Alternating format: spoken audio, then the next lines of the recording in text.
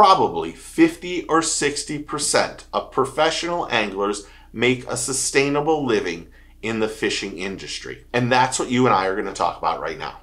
If you like this kind of content, click that like and subscribe button, become part of the team and family, and thank you. Thank you, thank you, thank you, thank you. I'm going to say it all the time. I'm so appreciative of all the people who subscribe to the channel, who are members, who are commenting on the channel and the videos. I just love it. I enjoy getting up in the morning, and the first thing I do is replying to all the comments that I can. So I'll continue to do it as long as you continue to comment. But if you're not a subscriber, you should be. It's quick, easy, and free. All you gotta do is hit that button, and you're part of the team. Being a professional angler has many challenges. You must catch fish. You must have a good financial backing. You must be financially secure. You must be a walking salesman. You must promote and create your brand, and you must become a social media mogul these days. If you're not doing all of those, then you're not going to be successful. With no entry fees in bass and lesser payouts, and more entry fees on the BPT and even more money given out, being successful is very important. And while the bottom anglers are better than the weekend warriors, those who are not competing are just donating money to the top anglers. Tournament after tournament, if you're not cashing a check, you are donating your entry fee or your expenses and all of your time to those anglers who are the best of the best. And you're not helping your sponsor at all. I'm not trying to throw shade at anyone in particular, but if your sponsor is giving you $30,000 or $40,000 for expenses, or your sponsors, and you're finishing in that bottom 10% or 15 or 20, or let's just say the bottom 40%, you're not helping your sponsors at all. And when those sponsors leave because they don't see a return on investment, you can't hold it against them. And it's been this way since the beginning. If you're not creating the content, you're not catching fish, you're not selling product for that sponsor, you can't expect that sponsor to stay with you year after year and just give you money for no reason at all. We down here in Florida had a outdoor writers association called FOA, and it was a joke for many years that the FOA handshake was this: what can you put in my hands? And we used to have an outdoor writers meeting every year, and there'd be companies that would come in and donate product to the Florida Outdoor Writers Association members. And afterwards, what they wanted was for you to talk or write about their product. And my gripe with all of it for years was nobody was writing or talking about all those sponsors that were coming in and giving you product. And it made me feel horrible. These days, there are many anglers that are hands out.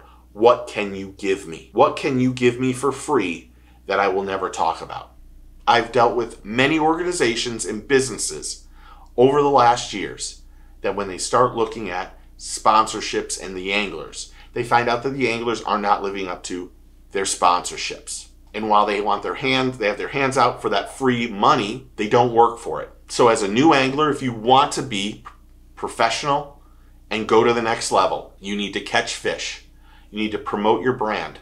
You need to promote your sponsors, and you need to cash checks. Longevity, honesty, loyalty, integrity are the most important things you can do. And it's hard to make a living in fishing. For years, doing the radio show, we broke even month after month after month. And we were here in Orlando and syndicated in 6 or 7 places throughout Florida. We were the biggest outdoor radio show in the state of Florida and probably throughout the country. We had an unbelievable download rate, and we still were struggling week after week to make money for us and our families. And there were many times where money came out of our own bank at the beginning, out of our own accounts, to make it to the next level, to take us to the next level. And while these days I would say to a new angler, someone who has the dream of becoming a professional angler, I would say you need to look at everything that goes on first. I used to say you need to be able to fish every style of fishing. I don't think that way anymore. I think you need to have a financial background or financial backing to get into this sport. or this hobby and not have the struggles of what some of these anglers have went through for years. And let's be real honest, until this year in Major League Fishing in 2025, the payouts for first place have been the same for, I don't even know, 20 years. And the payouts haven't increased, but everything else in the industry has. Boat prices, boats, gas, food, lodging, all of it has increased. And while I don't want to be Debbie Downer, I would say to a new angler, again, make sure you have it all lined up financially before you get into this. Because if you don't, you could ruin relationships. And there's several anglers that don't and are not profitable. I know Jacob Fouts took a beating last year from a lot of people for being honest about what it took to be a professional angler.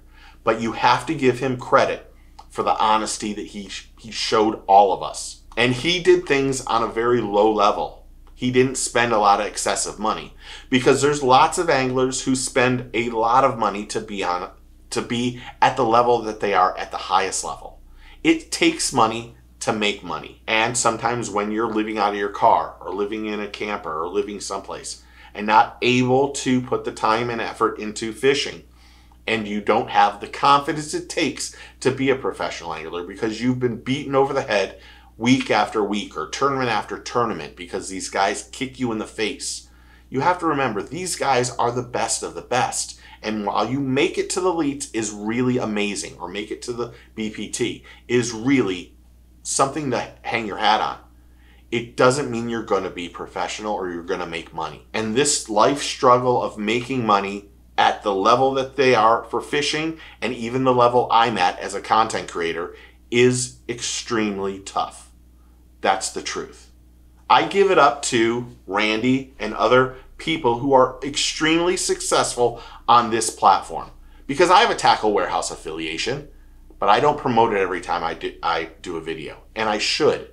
I should take the time and say, you want to know what? There's a link below. If you go to Tackle Warehouse, it helps me. It helps this channel, because people think you start doing YouTube videos and you're going to make lots of money. It doesn't work that way.